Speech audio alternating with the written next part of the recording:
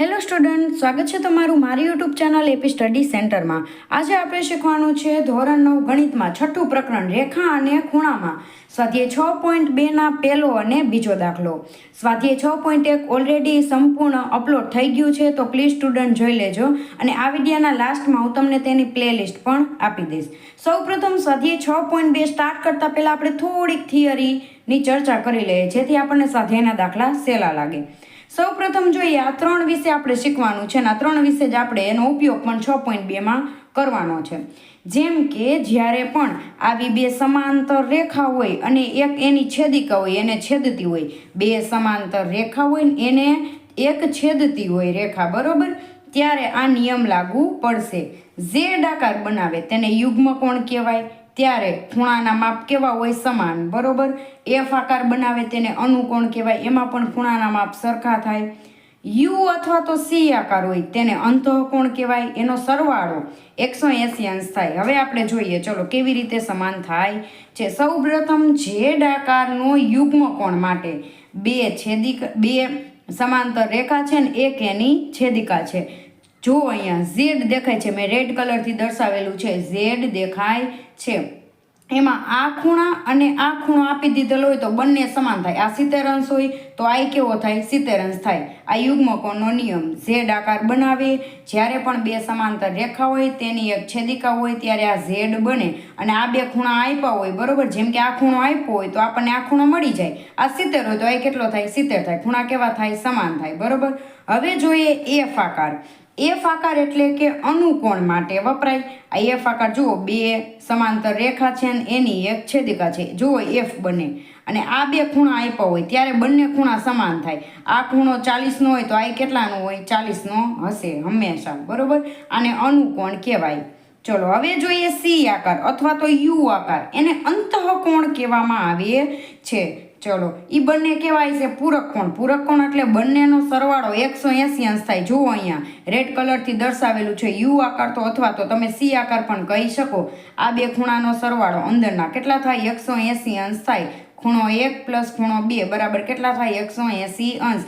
જેમ કે આ આપી દીધેલો હોય 126 અંશ, તો સામેનો શોધવાનો હોય તો આપણે શું કરશું? 180માંથી 126 અંશ બાદ કરશું એટલે આપણને સામેનો ખૂણો મળી જાય.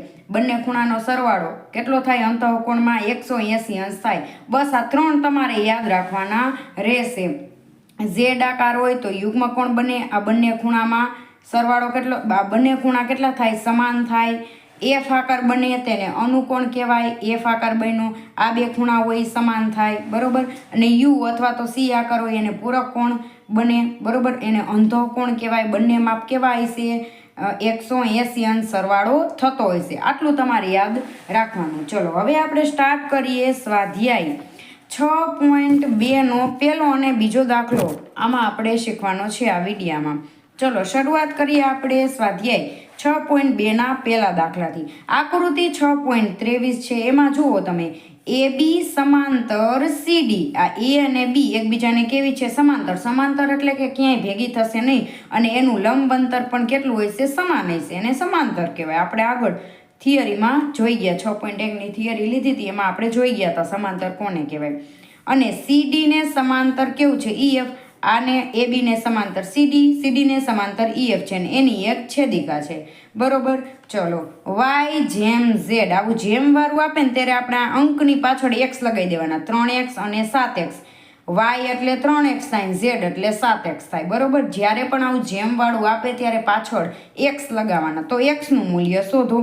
વાય અને ઝેડના માપ આપી દીધેલા છે આપણને 3x અને 7x, બરોબર. ખૂણા ન થાય પણ આપણને ખાલી માપ આપ્યા છે. જેમમાં એ પણ એક્સ શોધવાનો છે. ચલો હવે આ દાખલો આપણે સૌપ્રથમ ખૂણા શું કરવાના છે? આપણે સંબંધ ચકાસવાનો છે, બરોબર. તો ખૂણા વચ્ચેનો સંબંધ તો એક્સ વાય, એ ખૂણા કેવા થાય?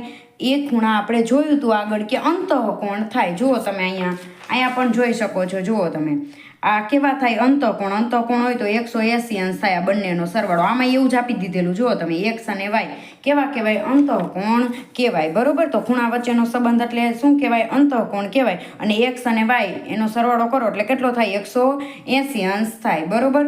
ચલો સૌપ્રથમ આપણે એ લખવાનું છે કે ખૂણા આપણે, કારણ કે શું શોધવાનું છે, એક્સનું મૂલ્ય શોધવાનું છે, તો એક્સનો વાયની સાથે સંબંધ લખવાનો અને એક્સનો ઝેડની સાથે સંબંધ લખવાનો, બરોબર. એટલે આપણને એક્સનું મૂલ્ય મળી જશે. સૌપ્રથમ આપણે ખૂણાના સંબંધમાં એક્સ અને વાયનો સંબંધ જોઈએ. ચલો તો એ બી સમાંતર કઈ રેખા છે, સીડી છે, બરોબર. અને છેદિકા દ્વારા બનતા ખૂણા, કયા ખૂણા બન્યા, આ બંને સમાંતર રેખા છે ને એની છેદિકા છે, તો બનતા ખૂણા શું છે, એક્સ અને વાય. ઈ શું લખવાનું, છેદિકાની એક જ બાજુ આવેલા ખૂણા છે, છેદિકાની એક જ બાજુના અંતઃકોણ છે માટે ખૂણો એક્સ પ્લસ ખૂણો વાય બરાબર 180 અંશ થાય. સમીકરણ નંબર 1 નામ આપી દે, બરોબર. એક્સ અને વાય કેટલા થાય, 180 અંશ થાય. હવે આપણે બીજું જોઈએ. ચલો એક્સનો વાયની સાથે જોઈ લીધો, અંતઃકોણ બને છે ને 180 અંશ થાય છે. હવે એક્સનો ઝેડની સાથે આપણે જોવાનો છે. હવે તમે અહીંયા જુઓ, અહીંયાથી આપણે સ્ટાર્ટ કરીએ તો આ એક ઝેડ બને છે, જુઓ. તો આપણે ખબર જ છે ઝેડ બનતું હોય, આમાં જુઓ તમે, આ ઝેડ બનતું હોય તો આ ખૂણો સમાન થાય. તો આમાં પણ એવું જ થાય, જુઓ તમે, આ ઝેડ બને છે તો આ ખૂણો ને આ ખૂણો કેવા થાય, સમાન થાય, બરોબર. તો આપણે શું લખવાનું કે ઈ યુગ્મ કોણ બને માટે કેવા થાય, એક્સ અને ઝેડ સમાન થાય. હવે આપણે કેનો સંબંધ લીધો, એક્સ અને ઝેડનો સંબંધ લીધો. તો એમાં આપણે શું લખશું, આમાં શું બન્યું, અંતઃકોણ બન્યા એટલે 180 અંશ થાય. તો આમાં શું બને છે, એક્સ ને ઝેડ યુગ્મ કોણ બને છે એટલે એક્સ બરાબર ઝેડ થાય. તો શું લખવાનું, એ બી એના સમાંતર કઈ આવી, સી અને ઈ. જો આ એ બી અને ઈ એફ આવી એટલે એક્સ અને ઝેડનો સમાવેશ થાય. તો એ બી ને સમાંતર ઈ એફ છે થાય. તેથી એક્સ અને ઝેડ શું બને, યુગ્મ કોણની જોડ બને. માટે એક્સ બરાબર ઝેડ થાય. તો આપણે એક્સ બરાબર ઝેડ થાય છે તો આપણે આ સમીકરણ નંબર 1માં મૂકી દઈ, બરોબર. કારણ કે આપણને જો ઝેડ અને વાયની વેલ્યુ આપી દીધેલી છે એટલા માટે, બરોબર. તો આને સમીકરણ 1માં મૂકતા, હવે સમીકરણ 1માં તમે મૂકો તો એક્સની જગ્યાએ શું મૂકવાનું, ઝેડ, બરોબર. તો ઝેડ પ્લસ ખૂણો વાય બરાબર 180. ઝેડ અને વાય આપણને ખબર જ છે, જુઓ તમે અહીંયા, જેમ કે વાય જેમ ઝેડ આપી દીધેલા હતા 3:7, બરોબર. તો વાય એટલે 3x લેવાના અને ઝેડ એટલે 7x લેવાના હતા, બરોબર. તો આપણે અહીંયા મૂકી દેવાના. ચલો હવે અહીંયા જુઓ, ખૂણો એક્સ શોધવાનો છે, બરોબર. તમે અહીંયા કન્ફ્યુઝન કરશો એટલા માટે આપણે એક્સની જગ્યાએ કે લઈ લઈએ, બરોબર. કેની કિંમત આપણે સૌપ્રથમ શોધવાની છે અને આ સમીકરણમાં મૂકવાની છે. તો ઝેડ પ્લસ વાય બરાબર કેટલા આવ્યા, 180. ઝેડ એટલે આપણે શું લેવાનું છે, જુઓ 7k લેવાના છે, 7k પ્લસ વાય એટલે 3k બરાબર 180 અંશ. અહીં કેટલા થઈ જાય, 10k બરાબર 180 અંશ. k બરાબર 180 અંશના છેદમાં 10 એટલે કે બરાબર કેટલા આવી ગયા, 18 અંશ. આ 0 0 કેન્સલ થઈ જાય. હવે આપણે શોધવાનું શું છે, આપણે શોધવાનું છે એક્સ. તો ઝેડ બરાબર એક્સ થાય, બરોબર. તો આ ઝેડમાં મૂકી દેવાની કિંમત, કે બરાબર 18 ને ઝેડ બરાબર 7k માં મૂકતા એટલે આપણને ઝેડ મળે. તો ઝેડ જેટલો હોય એટલો જ શું હોય, એક્સ હોય, બરોબર. તો ઝેડ બરાબર 7k એટલે કે 18 અંશ, બરોબર. ચલો તો 18 × 7 126 અંશ ઝેડ આપણને મળી ગયો. તો આપણે લખ્યું હતું કે એક્સ બરાબર ઝેડ થાય. કેમ થાય, કારણ કે યુગ્મ કોણની જોડ બને છે. આપણે અહીં લખ્યું હતું ને કે એક્સ બરાબર શું થાય, ઝેડ થાય. શું બને છે, યુગ્મ કોણ બને છે એટલા માટે.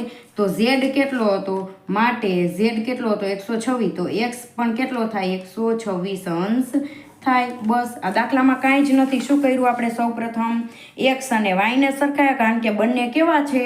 એક જ બાજુના અંતઃકોણ છે, તો બંનેનો સરવાળો કરવો એ કેટલો? 180 અંશ થાય. આપણે શું શોધવાનું છે? આપણે શોધવાનું છે એક્સનું મૂલ્ય. ખૂણા એક્સનું મૂલ્ય શોધવાનું છે, બરોબર. સૌપ્રથમ એક્સ ને વાયને આપણે સરખાઈને કે શું છે? અંતઃકોણ છે, તો 180 અંશ થાય. હવે એક્સ હોય એટલો ઝેડ હોય. જુઓ તમે અહીંયા શું બને છે?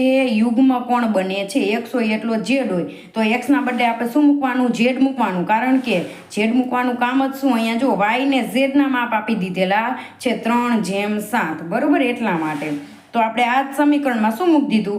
ઝેડ મૂકી દીધું. જો ઝેડ પ્લસ વાય બરાબર 180 અંશ. હવે આ બેના મૂલ્ય તો આપણી પાસે છે. કેટલા છે? વાય બરાબર 3 કે લેવાના, ઝેડ બરાબર 7 કે લેવાના. અહીંયા એક્સ એટલા માટે પાછળ એટલે કહો, કારણ કે આપણે અહીંયા એક્સ ખૂણો શોધવાનો છે. પછી કન્ફ્યુઝન થઈ જાય કે કયો એક્સ શોધો, આ એક્સ શોધો કે આ એક્સ શોધો. એટલા માટે, બરોબર. કેનું મૂલ્ય આપણને મળી ગયું? કેનું મૂલ્ય મળ્યું આપણને? 18, બરોબર. હવે આ 7 ઝેડ બરાબર 7 કે હતા, એમાં કેનું મૂલ્ય મૂકી દેવાનું, એટલે આપણને ઝેડ 126 મળ્યો. ઝેડ અને એક્સ સરખા હતા, બરોબર. જેટલો ઝેડ હોય એટલો જ એક્સ હોય, તો આપણને ખૂણા એક્સનું મૂલ્ય મળી ગયું. કેટલું આવ્યું? 126 અંશ આવ્યું, બરોબર. સમજાણું? ચલો પહેલો દાખલો તમારે આવી રીતે કરવાનો. ચલો હવે આપણે જોઈએ બીજો દાખલો. આકૃતિ 6.24માં જો એ બી અને સીડી એકબીજાને કેવી છે? સમાંતર છે, અને EF છે એ સીડી ઉપરનો લંબ છે, બરોબર. લંબ હોય ને તો અહીંયા જો 90 અંશનો ખૂણો બનાવે છે. તો આપણે શું શોધવાનું છે? જો પેલા આપી દીધું છે કે GED, GE અને ડી આખે આખો ખૂણો કેટલો છે? 126 અંશ છે, બરોબર. તો આપણે શું શોધવાનું? સૌપ્રથમ 3 ખૂણા શોધવાના છે. AGE શોધવાનો છે, પછી GEF શોધવાનો છે, અને પછી FGE શોધવાનો છે. અને આ ત્રણેય ખૂણા શોધવાના છે. સૌપ્રથમ આપણે ખૂણો કયો શોધવાનો છે? AGE. તો ખૂણો AGE માટે, બરોબર. એ ખૂણો કઈ રીતે મળે? જુઓ તમે, AGE કઈ રીતે મળે? અહીંયા ઝેડ બને છે, આમ અને આમ. તો જેટલો આ ખૂણો હોય એટલો જ આ ખૂણો હોય, બરોબર. ઝેડ બનવો એટલે કે શું બને છે? યુગ્મ કોણ બને છે. તો આપણે હવે શું લખવું પડે? કે AB સમાંતર CD રેખા છે, અને બંને સમાંતર છે, અને એની છેદિકા કઈ છે? હોવાથી બંને ખૂણા, બરોબર. તો ખૂણો AGE અને ખૂણો GED યુગ્મ કોણની જોડ બનાવે છે, બરોબર. તો આ બે સમાંતર છે અને આની છેદિકા છે. તો AGE અને GED બંને કેવા થાય? સમાન થાય, કારણ કે યુગ્મ કોણની જોડ બને છે. માટે જ AGE બરાબર ખૂણો GED સમાન થાય. તો ખૂણો GED કેટલો છે? 126 અંશ શું છે? આપેલ છે, બરોબર. તો માટે ખૂણો AGE પણ કેટલો થાય? 126 અંશ થાય. બસ આપણને શું મળી ગયું? આ AGE પેલો ખૂણો આપણને મળી ગયો. કેવી રીતે મળ્યો? યુગ્મ કોણની મદદથી ઝેડ બનાવ્યો. આ ઝેડ બન્યો AGE, બરોબર. અને GED જો 126 હોય તો આ પણ કેટલો થાય? 126 અંશ થાય. હવે આપણે બીજો ખૂણો શોધવાનો. કયો ખૂણો શોધવાનો કીધો તો? GEF ખૂણો, GEF ખૂણો. આ ખૂણો બનાવવાનો છે, બરોબર. ચલો હવે ખૂણો આપણે કેવી રીતે મેળવશું? આમાં શું બન્યા હતા? યુગ્મ કોણ બન્યા હતા, બરોબર. તો ચલો હવે જુઓ તમે, આ મોટો ખૂણો GED કયા બે ખૂણાથી બને? કારણ કે આ તો 90 અંશ આપણી પાસે છે, તો આ આપણને મળી જાય, બરોબર. કારણ કે આખો 126 છે, આ 90 અંશ છે, તો આ મળી જાય આપણને. 126માંથી 90 અંશ બાદ કરી નાખો એટલો આ હોય. તો આખો ખૂણો જુઓ તમે, GED છે, 126 છે, એનો ઉપયોગ કરવાનો. આ બે ખૂણાનો સરવાળો થાય. કયા બે ખૂણાનો? GEF અને FED નો, બરોબર. ચલો તો સૌ પ્રથમ શું શોધવાનું છે? ખૂણો GEF. સૌપ્રથમ મોટો ખૂણો કયો બનતો હતો? GED. કયા બે ખૂણાનો બનતો હતો? ખૂણો GEF પ્લસ ખૂણો FED. બરોબર. જો કારણ કે બે માપ તો ઓલરેડી આપણી પાસે છે તો ત્રીજું મળી જાય. આ 90 અંશ છે, આ આખો 126 છે, તો આ ખૂણો આપણને મળી જાય. તો મોટો ખૂણો લેવાનો GED. કયા બે ખૂણાનો બનેલો છે? GEF FED. હવે માપ આપ્યો એ લખી નાખવાના આપણે. GED કેટલો છે? 126 અંશ. બરોબર. આ આપણે શોધવાનો છે. પ્લસ આ આપી દીધેલો જ છે કેટલો? 90 અંશનો કાટખૂણો બનાવે છે. તો આ અહીંયા રાખવાનું કારણ કે આ શોધવાનું છે. 90 ને આ બાજુ લેતા આવો. ચલો 126 અંશ માઇનસ 90 પ્લસ આ બાજુ આવે તો માઇનસ થઈ જાય. ખૂણો GEF. બરોબર. 126 માંથી 90 ને આપણે શું કરવાના છે? બાદ કરવાના છે. એટલે કેટલા આવે? 36 અંશ આવે. ખૂણો GEF કેટલો આવ્યો? 36 અંશ આવ્યો. જો 126 અને 90, 6 અહીંયા 10 કો અહીંયા 12, 9 ને 3 12 થઈ ગયા 36. તો બે ખૂણા તો આપણને ઓલરેડી મળી ગયા. હવે શોધવાનો છે આપણે ત્રીજો ખૂણો.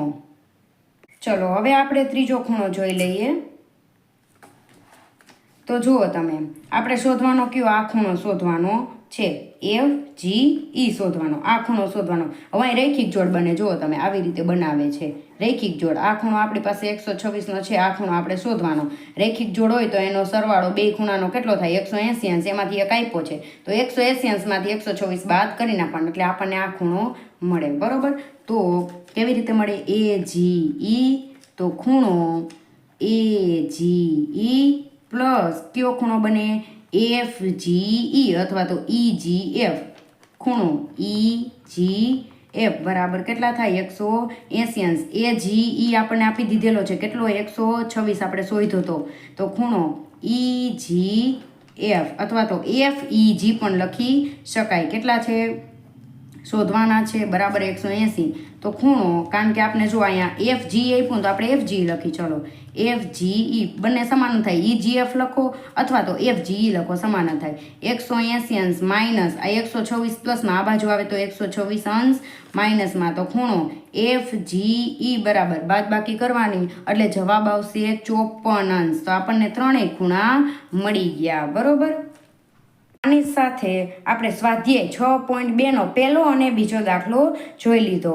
તો આગળના વિડીયોમાં આપણે ત્રીજો, ચોથો અને પાંચમો દાખલો જોવાનો છે. તો પ્લીઝ સ્ટુડન્ટ, જો તમને મારો વિડીયો પસંદ આવતો હોય તો લાઈક કરો, તમારા ફ્રેન્ડને શેર કરો અને તમે જો ચેનલ ઉપર નવા હોય તો ચેનલને સબસ્ક્રાઈબ કરવાનું ભૂલતા નહીં. અને જો તમને મારો વિડીયો જોઈને દાખલા આવડી જતા હોય તો પ્લીઝ સ્ટુડન્ટ કમેન્ટ કરવાનું ભૂલતા નહીં. Thank you.